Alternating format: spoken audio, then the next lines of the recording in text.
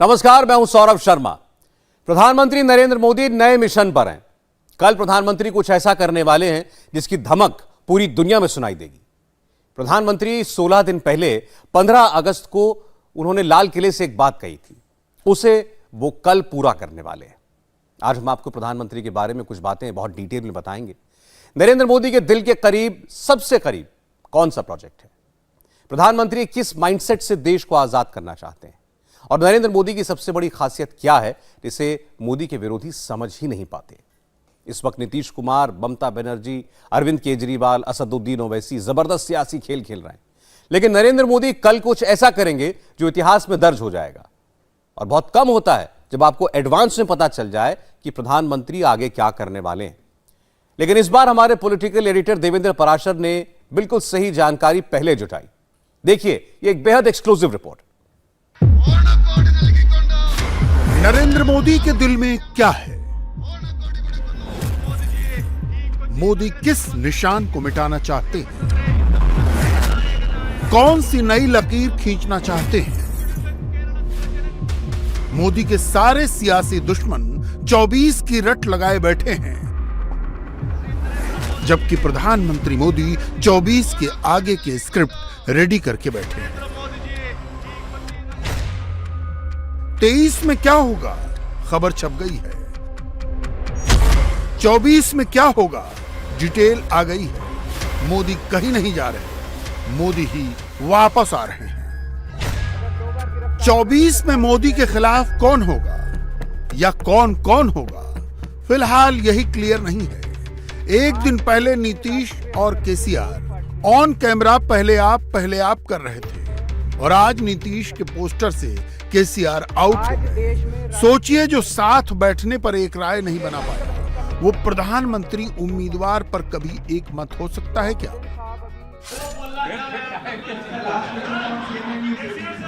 नहीं, अब चलिए, नहीं झूठ मूठ नहीं आप इसके चक्कर में मत करेंगे।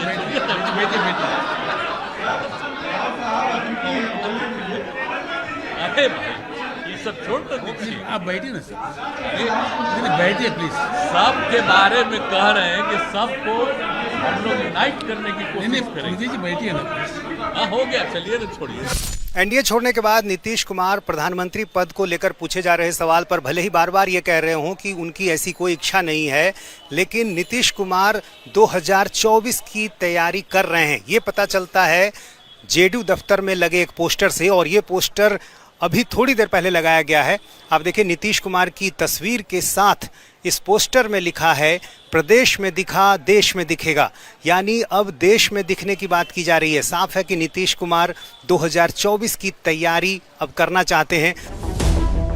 मोदी के सियासी दुश्मन खुलकर हिंदू मुसलमान कर रहे हैं। दीदी सड़क पर आ गई हैं। जहां दुर्गा पंडाल पर बवाल होता था, अब हिंदू वोट के लिए मां दुर्गा की प्रतिमा के साथ दीदी का रोड शो चला।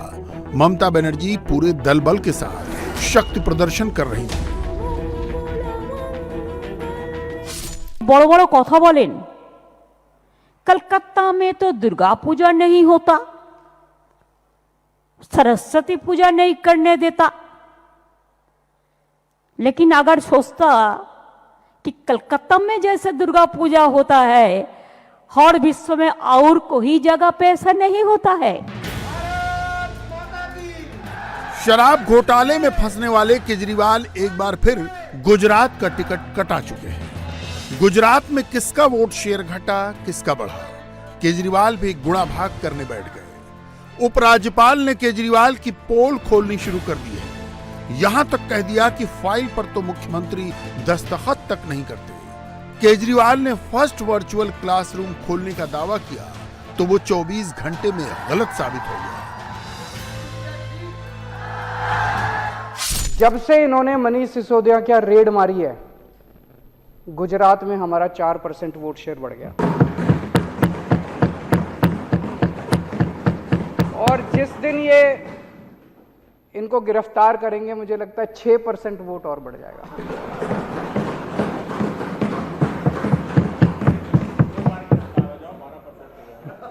फिर अगर 2 बार गिरफ्तार हो गए तो सरकार ही बन जाएगी गुजरात में। अगर सही मायने में कहा जाए तो ये अरविंद केजरीवाल जी की आम आदमी पार्टी का जो ड्रामा चल रहा है, this is nothing but operation theatrics, operation drama. और याद करिए, हर बड़े भ्रष्टाचारी नेता के गिरफ्तारी से पहले इसी प्रकार का ऑपरेशन ड्रामा चलता है कि जिस दिन मनीष सिसोदिया जी अरेस्ट होंगे 3-4 दिन के अंदर, तो गुजरात में इनका वोट प्रतिशत बढ़ के 6% हो जाएगा। अभी 4% हो गया है, ये सब जो ड्रामा किया उन्होंने उससे 4% हो गया है, और 4-5 दिन जब अरेस्ट हो जाएंगे तो 6% हो जाएगा। अरे अरविंद जी, आपका 6% वोट परसेंटेज बढ़ जाएगा और आप इतना हंगामा क्यों काट रहे हैं? आपको तो खुद ही हथकड़ी लगा के भेज देना चाहिए कि जल्दी जल्दी अरेस्ट करो, हमारा वोट परसेंट बढ़ रहा है। वो तनख्वाह क्यों नहीं दे रहे आप ये प्राइवेट मदरसों से? सबकी देखा देखी बैरिस्टर ओवैसी भी कूदे, हिंदू मुसलमान वाला वही टेप ऑन कर डाला। बहाना मदरसा है, निशाना मोदी और योगी है। मुसलमान को ही बोलते हैं, किसी को कुछ बोलते ही नहीं है ना। बताइए किस पर बोलते हैं? हम ही तो, हमारी नमाज खतरा, हमारा हिजाब खतरा, हमारा दीन खतरा, हमारी कुरान खतरा, हमारा खाना खतरा, हमारा गोश्त खतरा, हमारी तहजीब खतरा, सब यही तो हो रहा है ना। इतना जनरलाइजेशन ओवैसी साहब, इतना जनरलाइजेशन नहीं समझिए बात को। अब तो हमारे प्रॉफिट मोहम्मद सल्लल्लाहु अलैहि वसल्लम के बारे में नाम शनाब बकना बीजेपी की पॉलिसी बन चुकी है। जेल में गया वो आदमी। नुपुर शर्मा क्या कर रही है दिल्ली में? यानी विरोधी आपस में ही गुत्थम गुत्था कर रहे हैं, जबकि मोदी का next plan of action activate हो चुका है और इस मिशन का पहला स्टॉपेज है केरल। लाल किले की प्राचीर से मोदी ने अपने 5 प्रण गिनाए थे, जिनमें से दूसरा था गुलामी से जुड़ी हर एक निशानी को मिटाना है। अब से कुछ घंटों के बाद मोदी एक ऐसी निशानी को हमेशा हमेशा के लिए मिटा देंगे। 2 सितंबर को 2 बहुत बड़े मिशन अकम्प्लिश होंगे। नंबर 1 और सबसे इंपॉर्टेंट, प्रधानमंत्री मोदी भारतीय नौसेना के नए निशान को देश को समर्पित करेंगे। सदियों से चली आ रही अंग्रेजों वाली गुलामी की सोच की जंजीरों से मुक्त करेंगे। नौसेना के पुराने ध्वज के ऊपरी बाएं कोने पर यूनाइटेड किंगडम के यूनियन जैक के साथ सफेद आधार पर लाल जॉर्ज क्रॉस का निशान था, जिसे अब बदला जा रहा है। कोच्चि में प्रधानमंत्री मोदी नौसेना के जिस नए ध्वज को इनॉग्रेट करेंगे, वो कैंटन यानी झंडे के ऊपरी बाएं कोने में राष्ट्रीय ध्वज तिरंगे के साथ लगे सेंट जॉर्ज क्रॉस का स्थान लेगा। वैसे बता दें कि नए ध्वज के डिजाइन को अब तक सार्वजनिक नहीं किया गया है। इसके अलावा 2 सितंबर को एक और इम्पोर्टेंट माइलस्टोन हासिल होगा। भारतीय नौसेना को अपना पहला देश में designed and built aircraft carrier INS Vikrant मिलेगा। मोदी इसे नौसेना को सौंपेंगे। आत्मनिर्भर भारत की तरफ हिंदुस्तान एक स्टेप और आगे बढ़ेगा। 262 मीटर लंबाई, 62 मीटर चौड़ाई, 59 मीटर डेप्थ। मैं हूं इस समय 10th फ्लोर पर और यह है भारतीय नौसेना का विक्रांत, देश का दमखम और गौरव, जिसे कोचीन शिपयार्ड लिमिटेड ने तैयार किया है पूरी तरह से स्वदेशी। कुल मिला के करीबन 23,000 कंपार्टमेंट, 1700 क्रू मेंबर, जिसमें 196 ऑफिसर्स और बाकी सेलर्स के रहने की पूरी तैयारी, और 262 मीटर के इस फ्लाइंग डेक पर जहां पर मैं हूं, यह है स्की डेक, वो एरिया जहां से टेक ऑफ करता है फाइटर एयरक्राफ्ट। एक साथ 30 फाइटर एयरक्राफ्ट MiG-29 के जैसे यहां पर रह सकते हैं। तेजस का इस पे टेस्टिंग हो चुकी है। आने वाले टाइम पे रफाल का नेवल वर्जन भी इस पर फ्लाई किया जा सकता है। प्रधानमंत्री नरेंद्र मोदी 2 सितंबर को इस विक्रांत को IAC विक्रांत से INS विक्रांत के तौर पर इंडक्ट करने वाले हैं। हमारे साथ कोचीन शिपयार्ड लिमिटेड के CMD हैं। सर, कितना बड़ा दिन होगा ये जब प्रधानमंत्री नरेंद्र मोदी खुद आएंगे? आत्मनिर्भरता का प्रतीक है और पूरे 13 साल लगे इसको तैयार होने में। ये तो भारत के लिए एक मोमेंटस ओकेशन होगा, क्योंकि इसमें ये खाली एक जहाज़ का प्रोजेक्ट नहीं है। ये तो जैसे आपने बोला, ये भारत का आत्मनिर्भरता का एक नमूना है, एक मैसिव एग्जाम्पल है। सोचिए, मोदी देश के फ्यूचर को रफ्तार दे रहे हैं, विरोधी अपने फ्यूचर पर तू तू मैं कर रहे हैं। केसीआर और नीतीश जो साथ साथ बैठ नहीं पा रहे, वो 24 में मोदी के खिलाफ मोर्चा खोलने की कोशिश में जुटे हैं। केसीआर सोच तो रहे हैं मोदी के खिलाफ नीतीश को टोपी पहनाने की, मगर नीतीश एक कदम आगे चलकर खुद अपनी ही पोस्टर छपवा चुके हैं। बड़ा नेता तो बताया, लेकिन उनको कहाँ स्वीकार किया कि वो प्रधानमंत्री पद के दावेदार होंगे, कहाँ मोहर लगाई। तो नीतीश जी ने तो बहुत योजनाबद्ध तरीके से केसीआर को बुलाया था कि केसीआर यहाँ पर आएंगे तो उनके नाम की मोहर लगाएंगे कि ये संयुक्त विपक्ष के उम्मीदवार नीतीश कुमार होंगे, लेकिन उन्होंने तो साफ इनकार कर दिया और नीतीश जी उठकर जाने लगे। कम से कम आधे दर्जन बार केसीआर ने उनको बैठाने का प्रयास किया, लेकिन वो बैठने के लिए तैयार नहीं हो रहे थे। तो देखिए, कोई किसी को स्वीकार नहीं करेगा। और ये दोनों दिवा स्वप्न देखने वाले, दिन में सपना देखने वाले लोग हैं। जैसे आदमी दिन में सपना देखता है कि मैं अरबपति हो गया, तो ये सपना देख रहे दिन में कि हम प्रधानमंत्री बन गए। तो ये केसीआर जो अपने राज्य के अंदर अपनी बेटी को चुनाव नहीं जीता पाया, कि जो केसीआर हैदराबाद नगर निगम के चुनाव में 99 से घटकर 55 पर पहुंच गई और बीजेपी 4 से 48 पर पहुंच गई, और दो बाई इलेक्शन हुआ तेलंगाना में, दोनों जगह बीजेपी जीत गई और केसीआर की पार्टी की हार हुई। अभी तो पहले 23 का चुनाव है विधानसभा का, तो केसीआर जी पहले तो अपनी गद्दी बचाइए। आप मुख्यमंत्री 24 तक रहेंगे कि नहीं रहेंगे? तो 24 तक न तो नीतीश कुमार बिहार के मुख्यमंत्री रह पाएंगे और न ही केसीआर। तो जिनको अपनी जिनकी गद्दी सुरक्षित नहीं है, जिनको ये पता नहीं कि मुख्यमंत्री कब तक रहेंगे, वो प्रधानमंत्री बनने का सपना देख रहे हैं। विपक्ष अभी भी ये फैसला नहीं कर पा रहा कि 2024 के चुनाव में उसका उम्मीदवार कौन होगा। नीतीश कुमार के विपक्ष में जाने के बाद से प्रधानमंत्री पद के लिए जो कंपटीशन है, उसमें बस एक एक्स्ट्रा नाम और जुड़ गया है। चूंकि 24 के लिए सबके अपने अपने दावे हैं, इसलिए अगर नीतीश और केसीआर कैमरे वाली पॉलिटिक्स करते हैं तो दीदी भी मौके पर चौका मार देती है। बिना जिक्र किए खुद को 24 के लिए कुछ इस अंदाज में प्रोजेक्ट करती है। এবং আর কোনো কাজ নেই, 3-4টে এজেন্সিকে দিয়ে গভর্নমেন্টকে জব্দ করাও, স্তব্ধ করো। মহারাষ্ট্র ভেঙেছি, ছত্তিশগড় ভাঙবো, ঝাড়খণ্ড ভাঙবো, বাংলা আমাদের হারিয়ে দিয়েছে, বঙ্গালকেও भी ভাঙবো। আমি বললাম অত সস্তা নয়।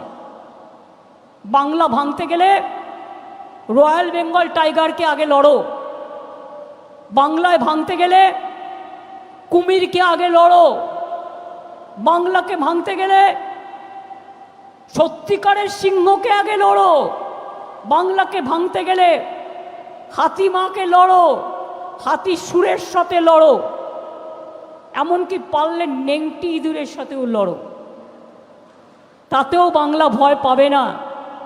বাংলা যদি ভয় পেত, রবীন্দ্রনাথ ওইভাবে বললি লিখতে পারতেন না।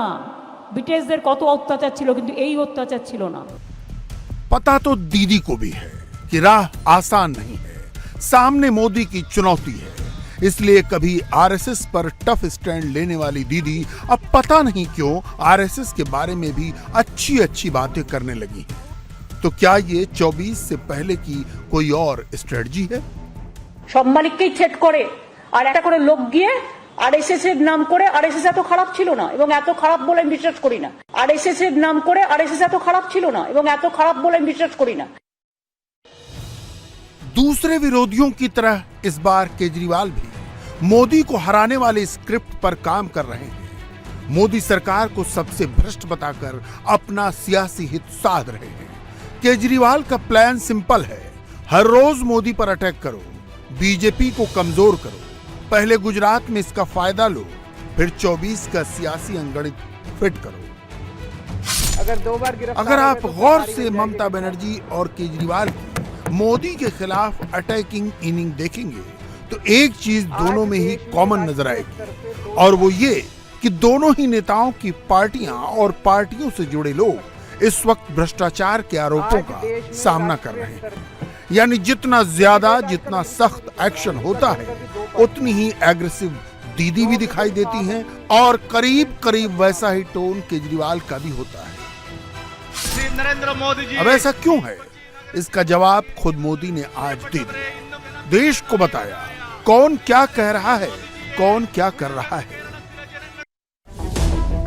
मोदी विरोधियों की पिछले एक हफ्ते की टाइमलाइन देख लीजिए। कभी जीएसटी पर, कभी जीडीपी पर, कभी इकॉनमी पर, कभी बेरोजगारी पर। हर रोज कोई न कोई बवाल जरूर खड़ा किया जाता है। केसीआर पटना पहुंचे तो जीडीपी करने लगे। ममता बंगाल से जीएसटी वाला टेप ऑन करके बैठ गई। लोन पर जीएसटी, दही पर जीएसटी, बालों पर जीएसटी, पूरी लिस्ट गिनाने लगी। इस दौरान केजरीवाल खुद को सबसे अव्वल बताने लगे। मोदी को नीचा दिखाने की मानो होड़ लग गई। मगर इन सारे पैमानों पर मोदी को फुल मार्क्स मिले तो सारे विरोधियों की जबान पर ताले लग गए। जाहिर है जब देश पटरी पर लौट रहा हो, तरक्की कर रहा हो, तो मोदी को घेरने का कोई नया बहाना चाहिए था। फिर क्या था? भाईजान ने कैमरा ऑन किया और अपना फेवरेट मुसलमान खतरे में है वाला स्क्रिप्ट सुना डाला। बिल्कुल कर दीजिए ना। जब आप मदरसों का सर्वे करना चाह रहे हैं तो आप बोल दीजिए कि कुरान मत पढ़ो, नमाज मत पढ़ो, बल्कि तुम आज से मुसलमान कहना भी बंद कर दो। कह दीजिए आप। इसका उससे क्या ताल्लुक है वैसी साहब?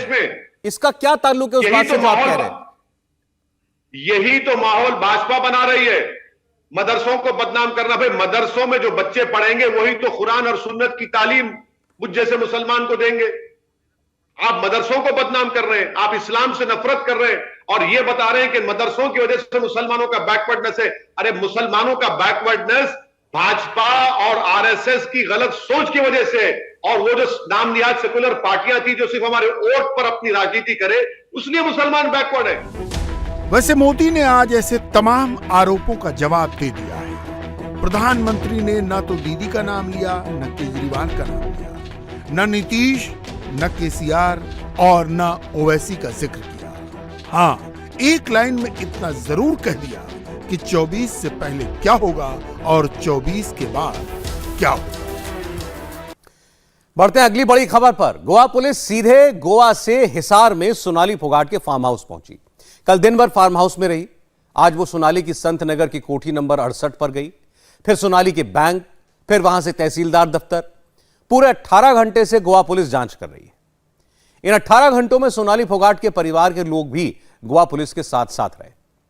इस इन्वेस्टिगेशन में क्या मिला? कड़ियां जुड़ गई हैं। बहुत लोग बहुत बातें बना रहे हैं।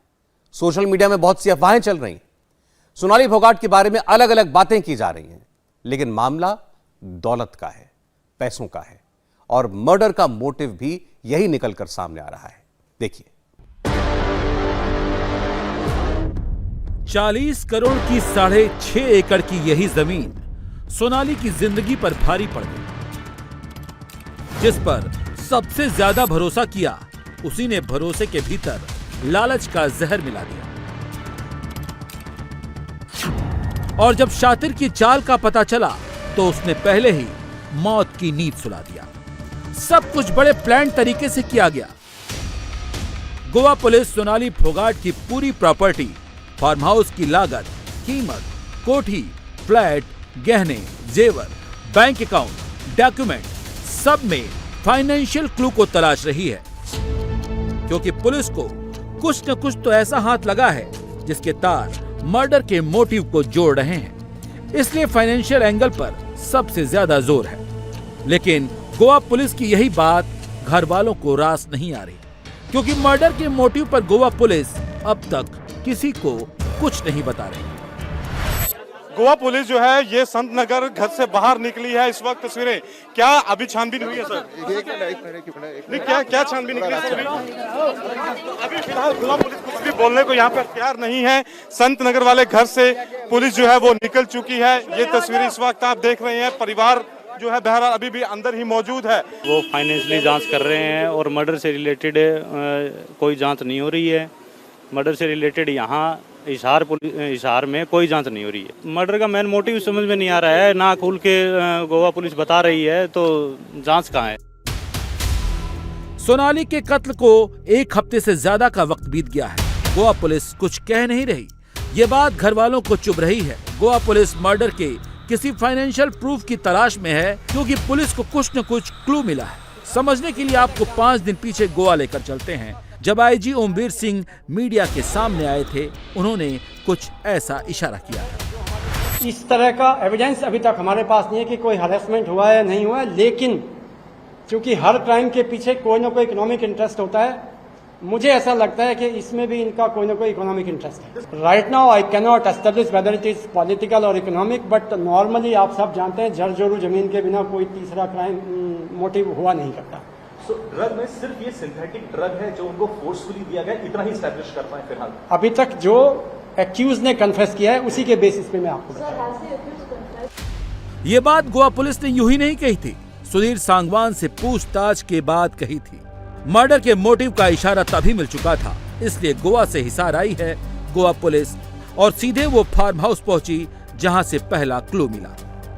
40 करोड़ की लागत का 6.5 एकड़ का सोनाली का फार्म हाउस, इसी पर सुधीर सांगवान की नजर थी। शातिर सुधीर सांगवान ने सोनाली से इसे अपने नाम कराने का कागजात भी तैयार करा लिया। सोनाली ने इस पर साइन भी कर दिए थे, बस फाइनेंशियल डॉक्यूमेंटेशन बाकी था, लेकिन सोनाली ने फाइनल डॉक्यूमेंटेशन नहीं किया। और एक लीज तैयार करवा रखा था, टोकन भी कट चुके थे, लेकिन वो सोनाली जी की जो तिरंगा यात्रा थी 15 अगस्त के उपलक्ष्य में, वहाँ थोड़ा बिजी शेड्यूल होने के कारण वो आ नहीं पाए, वरना तो वो उस दिन हो जाता, तो वो पेंडिंग रह गया था। तो ये बात कल गोवा पुलिस आई थी तो उनके हमने नोटिस में लिया कि ऐसा कुछ हुआ है। तो आज गोवा पुलिस अभी तहसील कार्य में है और तहसीलदार से वेरिफिकेशन कर रही है क्या कुछ प्रॉपर्टी उनके ट्रांसफर हो गई है, कितनी हो गई, कितना पेंडिंग है, क्या कुछ है, वो अभी डिटेल आएगी तब पता लगेगा। हर कोई जानना चाहता है कि आखिरकार क्या वजह थी कि सुधीर सांगवान ने सोनाली फोगाट की हत्या की, लेकिन आज हम आपको बताएंगे इसके पीछे की वजह क्या थी। इंडिया टीवी के हाथ कुछ ऐसे एक्सक्लूसिव डॉक्यूमेंट्स लगे हैं जिससे कहीं ना कहीं हत्या के मोटिव साफ हो जाता है। मैं आपको ये जो तस्वीरें दिखा रहा हूं, ये जो डॉक्यूमेंट्स हैं, ये इस बात की गवाही दे रहे हैं कि किस तरह से सुधीर सांगवान ने सोनाली फोगाट की 6 एकड़ के फार्म हाउस पर अपनी नजरें जो थी वो टिका रखी थी। और इन्हीं फार्म हाउस के कागजात से ये साफ हो जाता है कि किस तरह से सुनील सांगवान इस पूरी प्रॉपर्टी पर कब्जा करना चाहता था। 17 जून को जमीन की ये डील तैयार की गई थी, मतलब अब से सिर्फ 2.5 महीने पहले। 20 साल की लीज पर इस फार्म हाउस पर कब्जा करने का प्लान बनाया था। मात्र 60,000 रुपए सालाना किराया देने का एग्रीमेंट करवाया था। सुधीर की नजर इस फार्म हाउस पर क्यों थी? क्योंकि इसकी वैल्यू 6 से 7 करोड़ रुपए प्रति एकड़ थी। उस हिसाब से ये पूरा फार्म हाउस करीब 40 करोड़ का है। लेकिन ये डील फाइनल अंजाम तक नहीं पहुंची, क्योंकि सोनाली ने साइन तो कर दिया, लेकिन तहसीलदार के पास खुद नहीं पहुंची, क्योंकि किसी भी डील के पेपर पर साइन के साथ साथ फोटो भी लगानी होती है और तहसीलदार या रजिस्ट्रार के सामने फाइनल पेपर पर खुद साइन करना होता है। और तहसीलदार, मालिक और लीज लेने वाले तीनों की फोटो भी एक साथ लगाई जाती है। 3 बार सुधीर ने टोकन लिए, लेकिन सोनाली तहसीलदार ऑफिस नहीं पहुंची। इस वक्त हमारे साथ सोनाली फोगाट के जीजा जी हैं, अमन पुनिया, उनसे हम बात करेंगे। पुनिया साहब, आपने जो आरोप लगाया प्रॉपर्टी को लेकर, क्या कुछ ऐसा भी है कि डील कुछ उसने साइन की थी, डीड वगैरह लीज पर लेना चाहता था? कल हम कोर्ट से जमीन के कागज लेके आए थे, जो कि उसने मतलब कि सोनाली जी की 6 एकड़ की डीड अपने नाम करवा रखी थी। उसका सिर्फ टोकन भी कट चुके थे, सिर्फ फोटो और साइन होने बाकी थी सोनाली जी की। और ये जब आप कोर्ट से डॉक्यूमेंट लेके आए, उसमें ये खुलासा हुआ इस बात का? जी, उसमें कोर्ट से खुलासा हुआ, वकील से हम वो कागज लेके आ गए थे। और ये जमीन कौन सी थी? फार्म हाउस वाली? फार्म हाउस वाली जमीन थी। तो कितने साल की लीज पे थी? वो 20 साल की लीज पे ले रहा था। और कितने रुपए में? सालाना 60,000 रुपए। 60,000 रुपए में। तो आपने इसकी शिकायत फिर अब गोवा पुलिस को बताया? जी, हमने गोवा पुलिस को उसकी जो हम वकील से लेके आए थे फोटोकॉपी, वो हमने गोवा पुलिस को दे दी। वो दी है आपने? तो ठीक है। इसके बाद कई सवाल उठ रहे हैं। क्या जानबूझकर सोनाली तहसीलदार ऑफिस नहीं गई? सोनाली ने साइन तो किया, लेकिन फाइनल डॉक्यूमेंटेशन क्यों नहीं किया? क्या सुधीर फार्म हाउस पर कब्जे के लिए सोनाली पर दबाव बना रहा था? सुधीर को 6.5 एकड़ की जमीन लीज पर देने को वो कैसे तैयार हो गई? क्या ड्रग्स की डोज के नशे में सोनाली से डील पर साइन कराया गया? क्या सुधीर सांगवान किसी चीज को लेकर सोनाली को ब्लैकमेल कर रहा था? और वो जो डॉक्यूमेंट साथ लेके गए, उसका कुछ पता लगा? क्या डॉक्यूमेंट? तो अभी नहीं पता लगा हमें, वो तो वो सुधीर सांगवान ही बता पाएगा कि क्या डॉक्यूमेंट लगे। अच्छा, ये इतनी आसानी से सोनाली फोगाट कैसे तैयार हो गई, क्योंकि करोड़ों रुपए की प्रॉपर्टी है, अगर वो फार्म हाउस की भी बात करें तो इतने आसानी से कैसे मान गई कि साइन कर दिया? वो हो सकता है उन्होंने कोई झूठा सपना दिखाया हो कि हमें ऐसा करके ऐसा कुछ सब्सिडी आ जाएगी या ऐसे कुछ है, हो सकता है उसके माइंड में क्या चल रहा हो।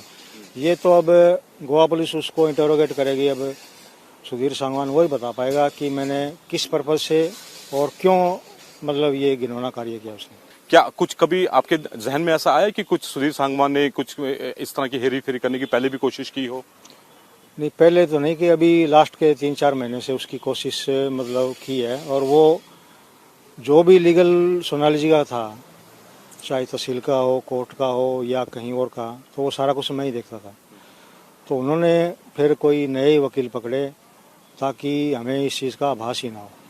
तो इसलिए उस बारे में तो अभी जब पुलिस इन्वेस्टिगेशन करेगी और जब तहसीलदार उनको रिकॉर्ड देगा तभी पता लग पाएगा कि क्या कुछ हो गया है, क्या कुछ है।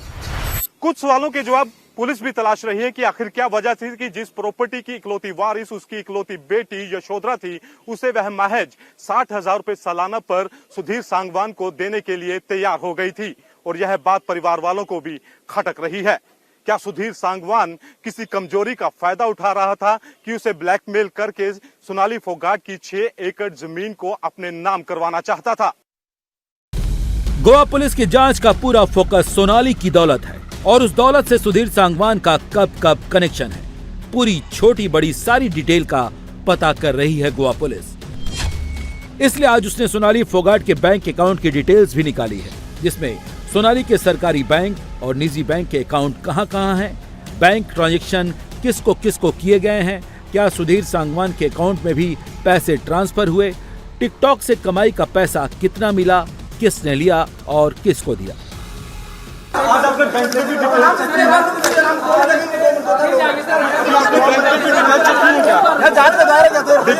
डिटेल चेक की है आज?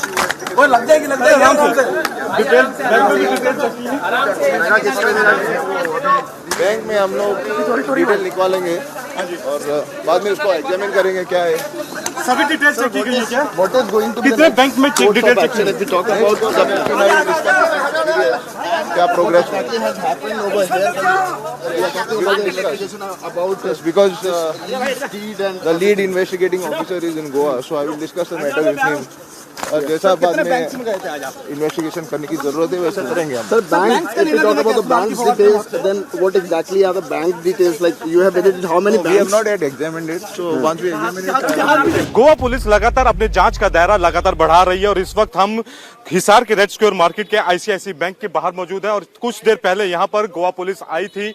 यहाँ पर तमाम ट्रांजैक्शन की जानकारी उन्होंने जुटाई, कितनी ट्रांजैक्शन सोनाली के अकाउंट से जो है वो की गई है, कहाँ पर पैसा जो है वो भेजा गया है, उसके अलावा सुधीर के अकाउंट में क्या यहाँ से कोई ट्रांजैक्शन हुई है, इसके बारे में भी जानकारी जो है वो जुटाई गई है। बहरहाल यहाँ से कुछ देर पहले ही जो गोवा पुलिस है इसी बैंक पर उन्होंने सारी जानकारी हासिल की, पूरी अकाउंट डिटेल जो थी वो चेक की और अब जो गोवा पुलिस है वो यहाँ से थोड़ी देर पहले ही निकलकर तहसील ऑफिस गई है। गोवा पुलिस जिस तरह से फाइनेंशियल एंगल पर जोर दे रही है, उसे तो ये तो साफ लग रहा है कि सोनाली के कत्ल के पीछे उसकी 110 करोड़ की दौलत है, जिसे हड़पने की साजिश की जा रही है। इस बीच पुलिस हिसार से संत नगर वाले सोनाली की कोठी नंबर 68 पर भी पहुंची। वहां पर उसने सोनाली के कमरे और सुधीर के कमरे दोनों की तलाशी ली। वतन, क्या जांच में अभी तक जो है वो किया है पुलिस ने? बस कुछ उन्होंने घर देखा है। क्या हुआ है? बस घर है, रूम देखे, नीचे से ऊपर एक रूम है और नीचे ऑफिस है। वो सारा जांच किया, कुछ डॉक्यूमेंट्स वगैरह भी लिए हैं या कुछ सिर्फ ऐसे? नहीं, ऐसा कुछ है ही नहीं यहाँ। डॉक्यूमेंट तो जो रूटीन के जो काम के कागज होते हैं वही है बस, और क्या है। आपको लगता है कि इसके पीछे राजनीतिक मोटिव भी हो सकता है, कुछ षड्यंत्र हो सकता है? हाँ, बिल्कुल हो सकता है जी। इसलिए आप सीबीआई जांच की मांग करते हैं? बिल्कुल जी। सोनाली अपनी कोठी नंबर 68 के ऊपरी मंजिल पर रहती थी। नीचे सुधीर सांगवान को एक कमरा दिया हुआ था, लेकिन सोनाली के भाई ने सुधीर सांगवान के बारे में जो बातें बताई हैं वो हैरान करने वाली हैं। उन्होंने बताया, जब वो आया तो सिर्फ एक जोड़ी कपड़े में आया था, लेकिन उसका पूरा रहन सहन, चाल ढाल सब सोनाली के पीए बनने के बाद कुछ ही महीनों में ही बदल गई। महंगे ड्रेस, महंगी घड़ियां, महंगे जूते पहनने लगा, वार्डरोब में महंगे कलेक्शन रखने लगा। ये सब सोनाली के चुनाव के कुछ महीने के बाद हुआ। ये तो देखो, कोई भी इंसान है, उसको देख के बता सकता है अभी अब वो कैसी लाइफ जी रहा है। एक लग्जरी लाइफ बोलते हैं, महंगी घड़ी, महंगे जूते, कपड़े, सूट बूट में रहना। जब वो आया था जो हमारे पास काम के लिए आया था, अभी मेरे को काम जैसे जो भी आप काम दोगे मैं उसको अच्छी तरीके से मेहनत से करूँगा। उसने अपने आप को ऐसे प्रपोज किया था, हमने कहा भी ठीक है, हमें तो काम की जरूरत होती है, नेता कोई भी हो जरूरत होती है। अगर 10 आए, 100 आए, 50 आए, हमारे साथ जोड़े, हमें काम करे। वो मेहनत कर रहा है, उन्होंने विश्वास जीत गया, इसलिए सोनाली जी ने उन्होंने रखा भी ठीक है काम करने वाला है। लेकिन जब वो आया था हमने देखा था भी ठीक है, एक दो अपनी ड्रेस और अपने जो अपने एक कहते हैं भी एक जोड़ी जूते में आया था।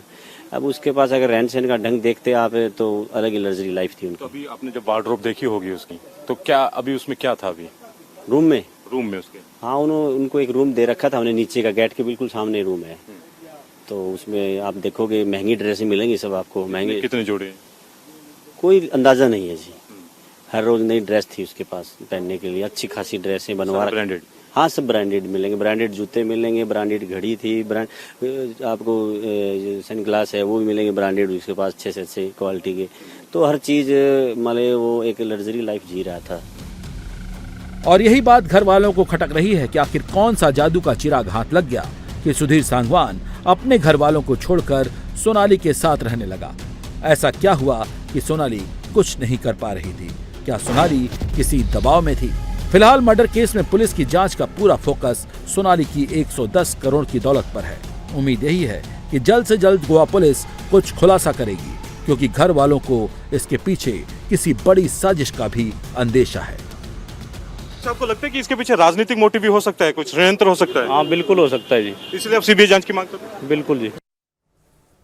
झारखंड की सरकार ने 1 महीने के लिए चार्टर्ड प्लेन बुक किया है। चार्टर्ड प्लेन बुक करने के लिए कैबिनेट में बाकायदा प्रस्ताव रखा गया, बिना किसी विरोध के फौरन हरी झंडी दे दी गई।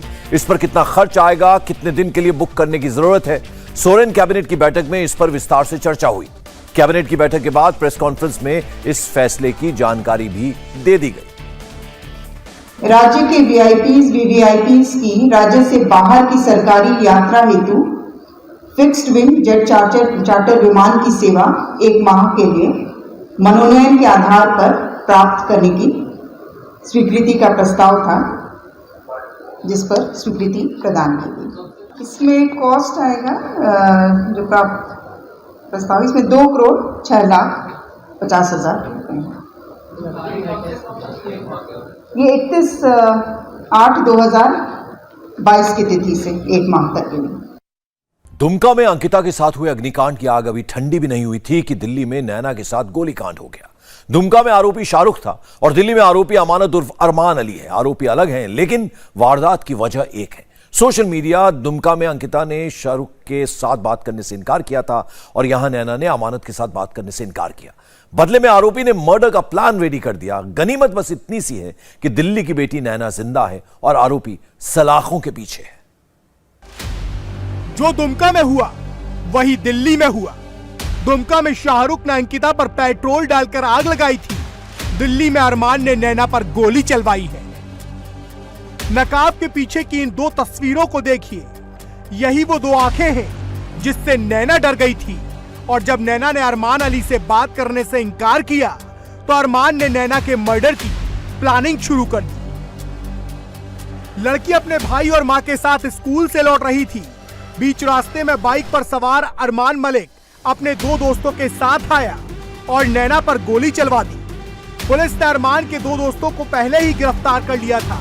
अब अरमान भी पुलिस की गिरफ्त में है। 26 तारीख को, that is the next day, हमें 2 अक्यूज्ड मिले, पवन एंड बॉबी। तो पवन इज 19 इयर्स ओल्ड, बॉबी 24 साल का है। दोनों की प्रीवियस इन्वॉल्वमेंट कोई नहीं है। स्कूल ड्रॉप आउट्स हैं, छोटा मोटा काम करते हैं, पेंटिंग एंड लेबरर का काम। तीनों संगम विहार में ही रहते हैं, तीनों अक्यूज्ड। इसमें से बॉबी है जिसने फायर किया था। एक असला पवन के पास था, एक असला बॉबी के पास था, लेकिन लड़की के पास आके फायर किया था बॉबी ने। These 2 names were also identified to us through हमारे लोकल सोर्सेज के थ्रू, क्योंकि हमने फुटेजेस के थ्रू क्लियर फोटो डेवलप कर ली थी। दोनों को हमने अरेस्ट कर ली। एंड फिर भी जो मेन अक्यूज्ड अमानत अली था, जिसकी वजह से ये पूरा इंसिडेंट हुआ, वो हमारे हाथ से भाग रहा था। एंड अमानत अली को कल रात को हमने उठाया आज हमने अरेस्ट कर लिया है। He has admitted to the crime. उसी ने दोनों असला प्रोवाइड किया था दोनों को एक्यूज्ड को, पवन और बॉबी को। अमानत उर्फ अरमान अली को पुलिस ने गिरफ्तार कर लिया है, लेकिन पीड़ित छात्रा का परिवार सहमा हुआ है। छात्रा के पिता का कहना है कि वो पिछले 4-5 महीने से उनकी बेटी को परेशान कर रहा था, लेकिन शिकायत के बाद भी पुलिस ने इसे गंभीरता से नहीं लिया। परिवार की मांग है कि आरोपियों को कड़ी से कड़ी सजा दी जाए, जिससे वो फिर किसी बेटी के साथ ऐसा ना कर पाए। धन्यवाद देता हूं, पर इतनी देरी नहीं होनी चाहिए थी। वो 6 दिन घूम रहा है, 7वां दिन है जो हमारे साथ बीता है। ये 7 दिन हमारा पूरी रात जग के हमने बिताया है। तो मेरे लिए बहुत बड़ी बात है कि 7वें दिन भी उन्होंने गिरफ्तार किया। उसके लिए मैं प्रशासन का भी धन्यवाद करता हूँ। बस इतनी एक गुजारिश है हाथ जोड़ के आप सभी लोगों से कि इसे कड़ी से कड़ी सजा दी जाए, ताकि वो और किसी बच्चे के साथ इस तरह की दुस्साहस ना करे। बच्चे की तबीयत ठीक है, डॉक्टर ने कहा है खतरे की कोई बात नहीं है, पर चूँकि गोली अभी अंदर ही है तो एज ए गार्जियन तो हमें इस बात का रहेगा कि भाई बेहतर डॉक्टर समझते ज़रूर हैं, लेकिन यहाँ तो लगता है ना कुछ। अमानत और अरमान अली ने जिस लोकेशन पर नैना को गोली मारने की प्लानिंग की थी, वो कोई सुनसान इलाका नहीं था, बल्कि पूरी बस्ती थी। और नैना भी अकेली नहीं थी, बल्कि उसकी माँ और भाई उसके साथ थे, जहां से अरमान अपने दोस्तों के साथ इस वारदात को अंजाम देकर फरार हो गया। इंडिया टीवी हर वक्त हर जगह डाउनलोड करने के लिए सर्च करें India TV news Google play store या ऐप स्टोर पर।